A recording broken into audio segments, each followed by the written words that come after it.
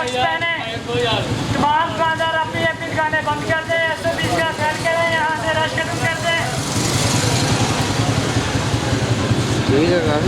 तमाम दुकानदार अपनी अपनी दुकानें बंद कर दें, 120 का सेल करें, यहाँ से रश खत्म कर दें। तमाम दुकानदार अपनी अपनी दुकानें बंद कर दें, 120 का सेल करें, मास्क पहने, यहाँ से रश खत्म कर दें।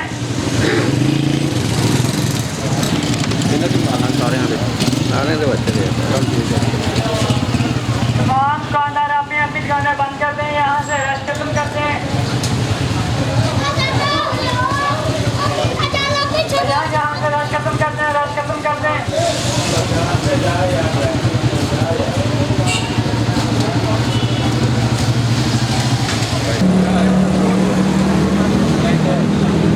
हाँ जी, की मुतालबा ਤੁਹਾਡਾ? हमारा ये मुतालबा है कि ये कोरोना जो है ना, ये तो आप मानते हैं ये कोरोना तो है, हाँ लेकिन गरीब आदमी कहाँ जाएगा? साल भर ये ईद आती है, तो लिहाजा ये हमारी अपील है कि शटडाउन ना हो, लोगों को कारोबार की सहूलत दी जाए।